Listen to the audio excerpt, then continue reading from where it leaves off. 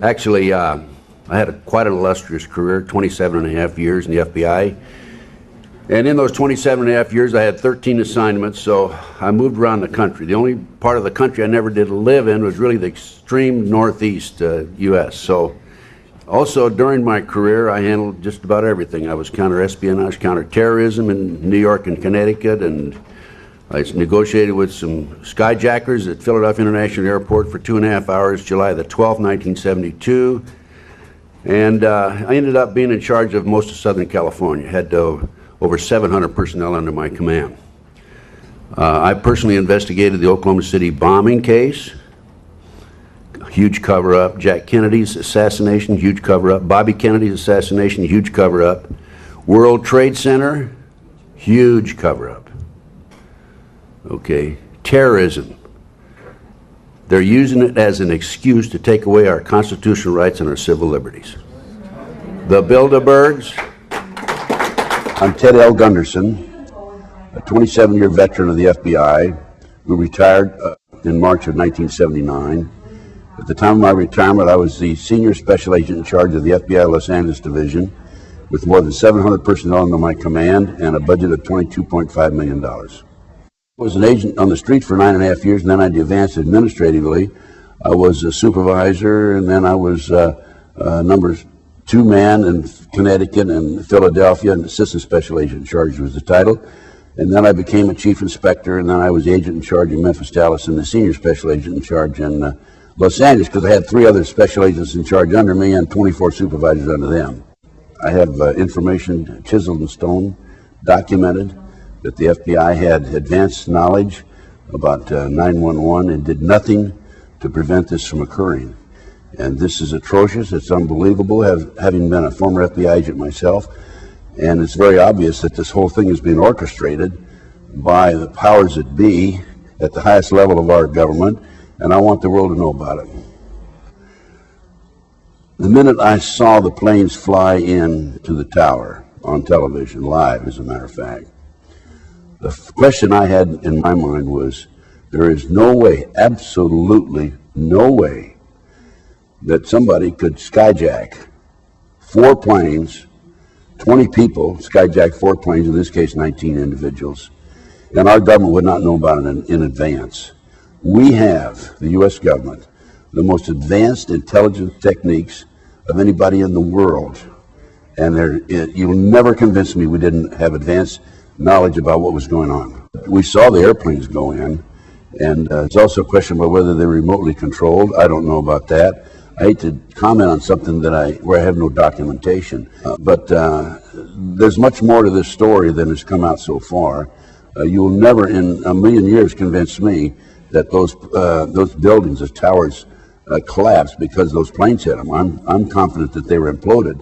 As a matter of fact, there were seismograph readings they think from the basement, 2 of them, about the time that the buildings collapsed. There were also molten steel that was in the basement, which is a very high temperature for melting steel, and those planes hit above the 80th floor, so there's no way that airplane fuel could have dropped down that low. Also, there were fires that burned in the basement for some 100 days afterwards. So there's some implication, and there's some finagling, there's some maneuvering, as far as I'm concerned, and there are many, many more people involved in this than these so-called skyjackers and terrorists.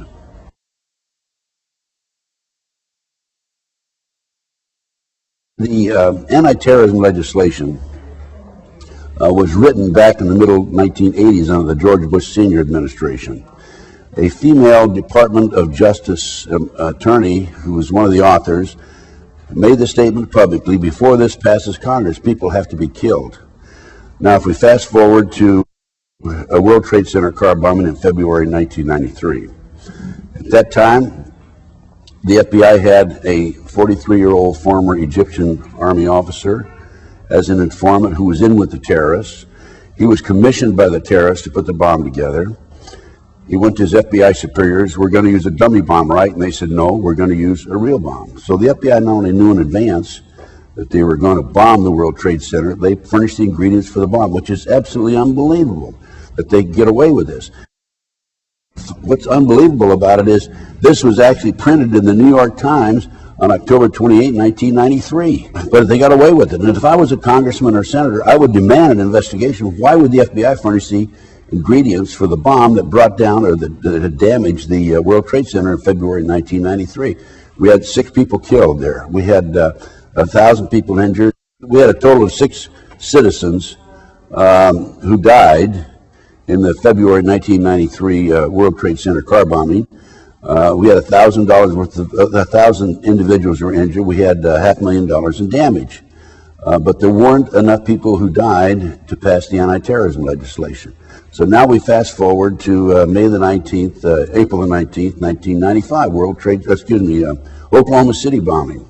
We had 169 people who died, probably 169 because there was one leg they never did identify.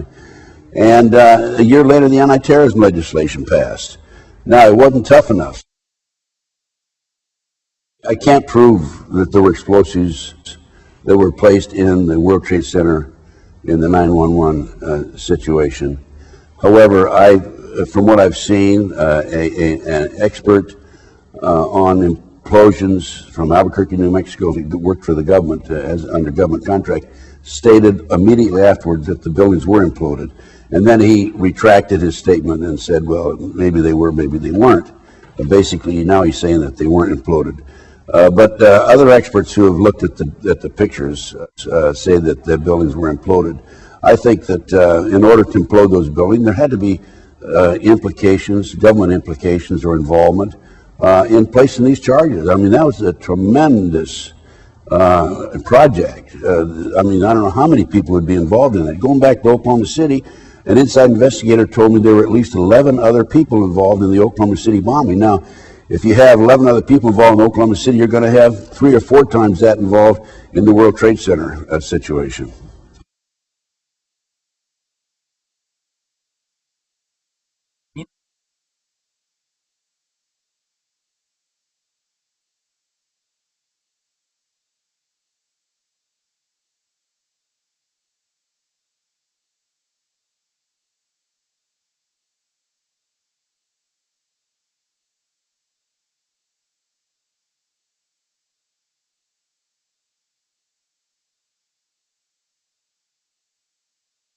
Going back to Oklahoma City, the government claimed that there was a fertilizer, ammonium nitrate fertilizer bomb in the truck. Initially, it came out, I think, with 1,500 pounds, and then it's 2,500 pounds. And in the end, they said 4,800 pounds. A fertilizer bomb explodes in 360-degree, but there's no question about it. The bomb that was in that truck was a directional bomb. Now, there was a bomb called electrohydrodynamic gaseous fuel device that was developed in the early 1980s, highly classified. It was developed by Hercules Manufacturing in Silicon Valley, California. At the time of the first explosion in the experiment in Area 51, 2 technicians died because they underestimated its the power and the strength of this bomb. My informant, my main informant, Michael Riconosciuto, whose firm, Hercules Manufacturing, actually developed this bomb. Michael was with the agency for years. It was his father, Marshall, told me that the bomb, the truck bomb in Oklahoma City was this electrohydrodynamic gaseous fuel device. We call it a pineapple bomb because it's the size of a pineapple, but very, very powerful. And then what I think happened in Oklahoma City is that we had the pineapple bomb go off, and then 9 seconds later we had a conventional bomb go off on the inside. With regard to this proceeding, basically there are 4 elements that I have to receive information regarding.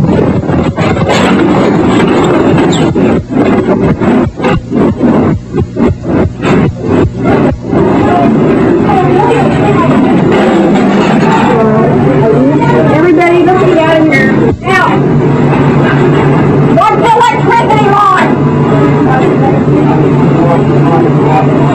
What's the light? What's the light? Yeah. On the main door. All the way to the right. I have a newspaper article, actually a publication from the Fireman's Magazine, where the author, who is the editor of the magazine and obtained the information from the Oklahoma City Fire Department, states that 4 unexploded devices were brought out of Oklahoma City, the Murrah building, that 4 unexploded devices were brought out of the Murrah building. This is in this article, Fireman's Publication. I think it was September of 1995 when it was published. Now, if that's the case, then you had 5 conventional bombs planted on the inside, and you had the barometric bomb, or the pineapple bomb, in the truck. And now we have the news media. I have copies of the news media that were recorded that afternoon, the afternoon of Oklahoma City, and reporter after reporter after reporter has made the statement, oh, they recovered a bomb that was unexploded. One of them is specifically said, they recovered a bomb, and now we're going to know where the bombs came from because it has U.S. Army written on the side, stenciled on the side. So we have, and McVeigh, as far as McVeigh was concerned, I think McVeigh was a mind control victim. The government said he's flunked out of Special Forces. I doubt that. I think he was in Special Forces. He wrote a letter to his sister saying he'd been recruited by the CIA to be trained as a professional assassin and also to work on the CIA drug operation.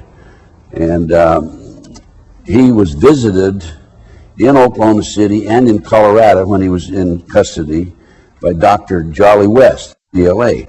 Dr. West is the foremost expert on MKUltra. MKUltra is a government CIA mind control program. I was not, had absolutely no knowledge of the project, MKUltra, the Monarch project, during the period I was in the FBI. It was only after I got out of the FBI and I started doing my own research. And that came about because I was the investigator of the Jeffrey R. McDonald case. He's a former Green Beret doctor who was convicted of murdering his wife and 2 children in Fort Bragg, February 17, 1970. And he was tried and convicted, sentenced to 3 consecutive life sentences. I was called into the case after he'd been tried and convicted. His friends said he's innocent, and I began my investigation.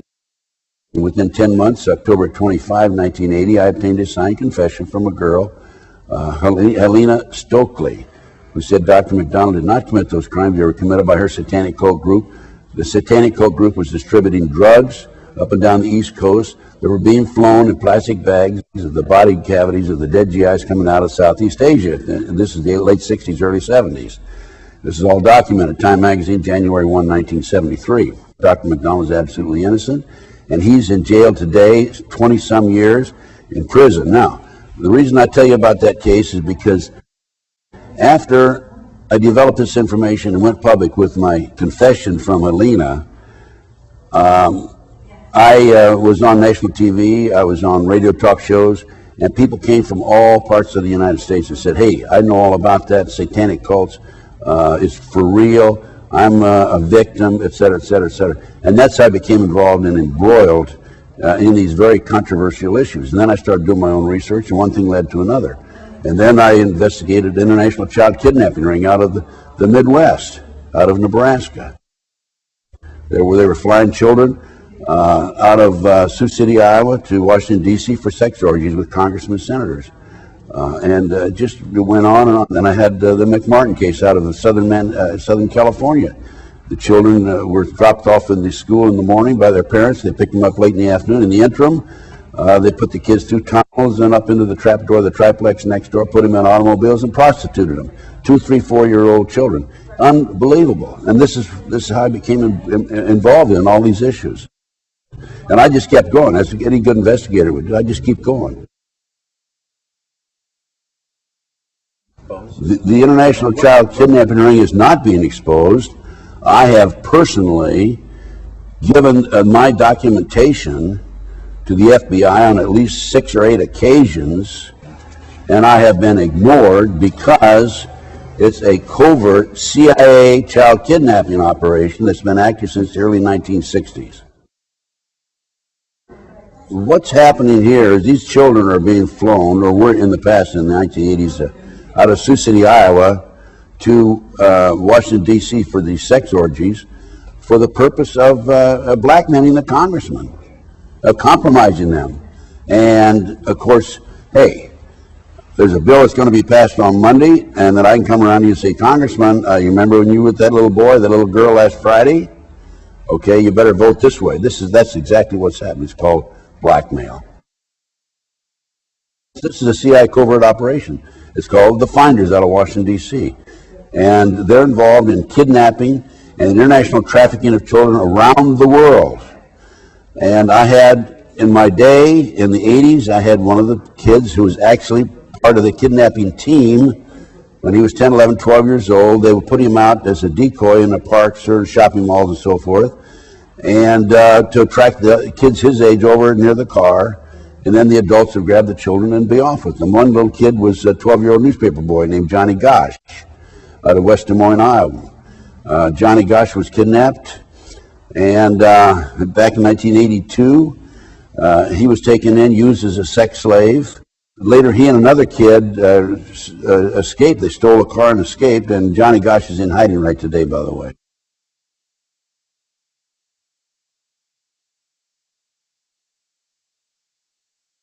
The children are used for body parts. They're used for satanic ceremonies, human sacrifices. They're used as sex slaves. In 1997, I think it was, I was in Denver giving a lecture.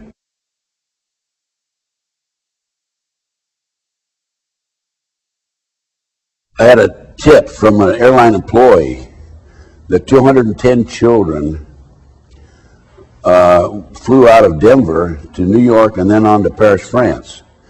The airline employee who saw this was refueling the plane, asked a female adult and two male adults who were with the children,